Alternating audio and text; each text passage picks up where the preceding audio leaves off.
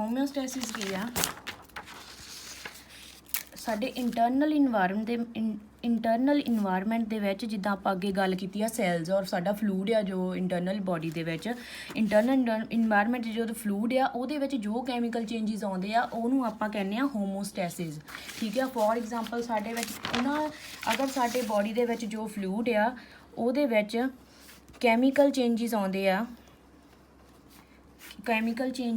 ਆ, ਠੀਕ ਆ, ਉਹਨਾਂ ਦੇ ਨਾਲ ਸਾਡੀ ਕੀ ਬੋਡੀ ਦੇ ਵਿੱਚ ਚੇਂਜਸ ਆਉਂਦੇ ਆ, ਉਹਨਾਂ ਨੂੰ ਆਪਾਂ ਕੀ ਕਹਿੰਦੇ ਆ, ਫਿਜ਼ੀਓਲੋਜੀਕਲ ਵੇਰੀਏਬਲਸ। ਠੀਕ ਆ, ਉਹਨਾਂ ਨੂੰ ਆਪਾਂ ਫੋਰ ਐਗਜ਼ਾਮਪਲ ਸਾਡਾ ਬੋਡੀ ਟੈਂਪਰੇਚਰ ਆ, ਬਲੱਡ, ਸਾਡੀ ਸ਼ੂਗਰ ਲੈਵਲ ਆ, ਕਿਆ ਬਲੱਡ ਗਲੂਕੋਜ਼ ਵੀ ਕਹਿ ਦਿੰਦੇ ਆ ਆਪਾਂ ਇਹਨੂੰ।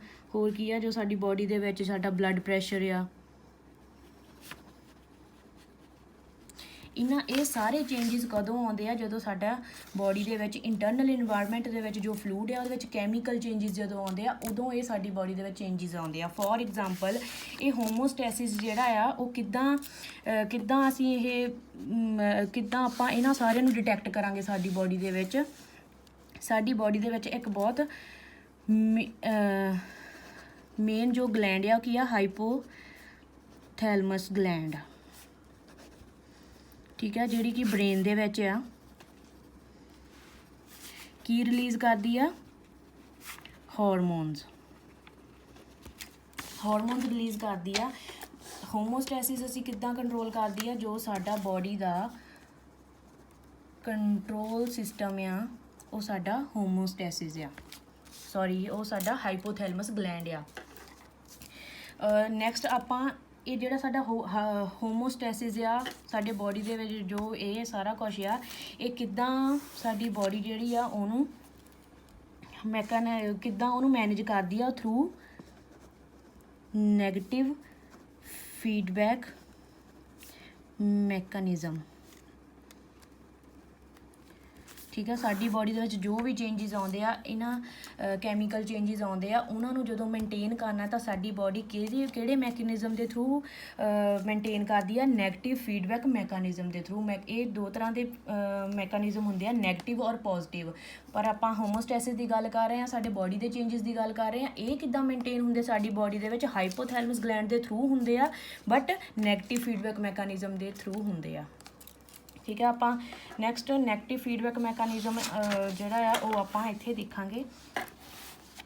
ਨੈਗੇਟਿਵ ਫੀਡਬੈਕ ਮੈਕੈਨਿਜ਼ਮ ਕਿੱਦਾਂ ਕਰਦਾ ਆ, ਜਿਹੜਾ ਸਾਡਾ ਇਸ ਕਿਹਦੇ ਥਰੂ ਕੰਟਰੋਲ ਹੁੰਦਾ ਆ, ਸਾਡੇ ਕੰਟਰੋਲ ਸਿਸਟਮ ਦੇ ਥਰੂ ਹੁੰਦਾ ਆ। ਕੰਟਰੋਲ ਸਿਸਟਮ ਆ ਜਿਹੜਾ ਸਾਡੇ, ਇਹਦੇ 3 ਕੰਪੋਨੈਂਟਸ ਹੁੰਦੇ ਆ। First is a detector, second is a control centre, third is a effector. ਠੀਕ ਹੈ, ਇਹ 3 ਕੰਪੋਨੈਂਟਸ ਦੇ ਥਰੂ ਸਾਡਾ ਜਿਹੜਾ ਕੰਟਰੋਲ ਸਿਸਟਮ ਆ ਉਹ ਵਰਕ ਕਰਦਾ ਆ। ਫਸਟ ਕੀ ਆ, ਡਿਟੈਕਟਰ ਕੀ ਆ, ਡਿਟੈਕਟ ਕਰਦਾ ਆ। ਇਹਦੇ ਵਿੱਚ ਕੀ ਡਿਟੈਕਟ ਕਰਦੀਆਂ ਆ, ਸਾਡੀਆਂ ਸਪੈਸ਼ਲਾਈਜ਼ਡ ਟੈਂਪਰੇਚਰ ਸੈਂਸਿਟਿਵ ਨਰਵ ਐਂਡਿੰਗਸ ਜੋ ਗਿਆ। ਠੀਕ ਆ, ਫੋਰ ਐਗਜ਼ਾਮਪਲ ਸਾਡੀ ਬੋਡੀ ਦਾ ਟੈਂਪਰੇਚਰ ਰਾਈਜ਼ ਹੋ ਗਿਆ ਆ, ਉਹਨੂੰ ਸਾਡੀ ਬੋਡੀ ਕਿੱਦਾਂ ਮੇਨਟੇਨ ਕਰਦੀ ਆ, ਫਸਟ ਜਿਹੜਾ ਕੀ ਆ ਡਿਟੈਕਟ ਕਰਦੀ ਆ। ਡਿਟੈਕਟ ਕੌਣ ਕਰਦਾ ਆ, specialised temperature sensitive nerve ending ਸਾਡੇ ਹੁੰਦੀਆਂ ਆ ਬੋਡੀ ਦੇ ਵਿੱਚ, ਉਹ ਡਿਟੈਕਟ ਕਰਦੀਆਂ ਕਿ ਸਾਡੀ ਬੋਡੀ ਦੇ ਵਿੱਚ ਚੇਂਜ ਆਇਆ, ਕਿ ਬੋਡੀ ਟੈਂਪਰੇਚਰ ਨੋਰਮਲ ਨਾਲੋਂ ਰਾਈਜ਼ ਹੋ ਗਿਆ ਆ।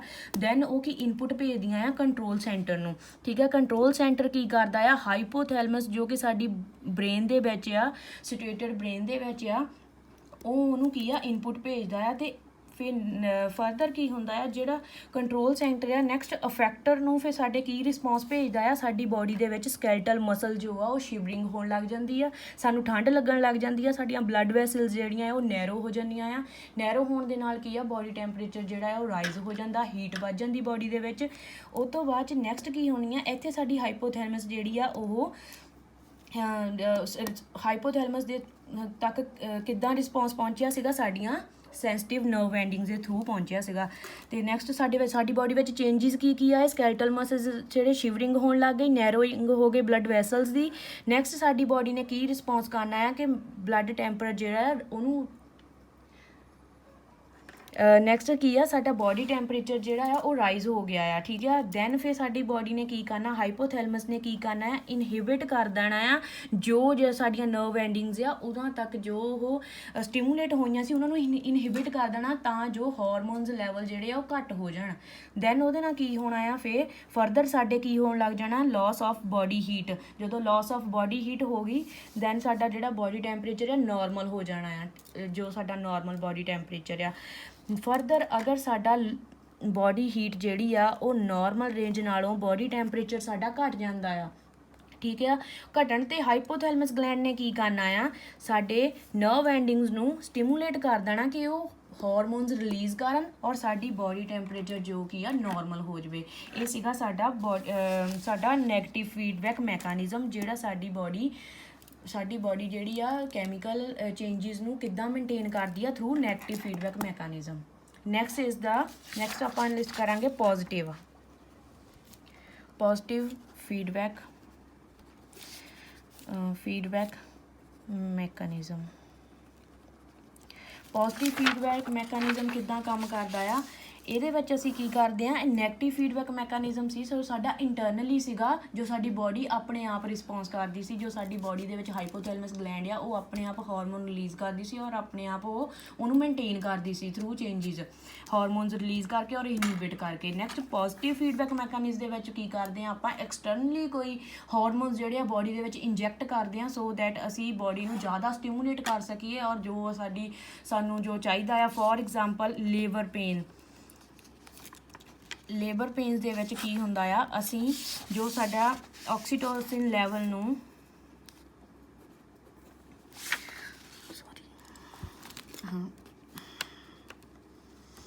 ਯੂਟਰਸ ਦੀਆਂ ਕੰਟਰੈਕਸ਼ਨ ਵਧਾਉਣ ਦੇ ਲਈ ਅਸੀਂ ਆਕਸੀਟੋਸਿਨ ਆ ਜਿਹੜਾ ਉਹ ਪੇਸ਼ੈਂਟ ਨੂੰ ਜਿਹੜਾ ਆਪਾਂ ਇੰਜੈਕਟ ਕਰਦੇ ਹਾਂ ਸੋ ਦੈਟ ਜਿਹੜਾ ਯੂਟਰਸ ਦਾ ਸਰਵਿਕਸ ਆ ਉਹਦੀਆਂ ਕੰਟਰੈਕਸ਼ਨ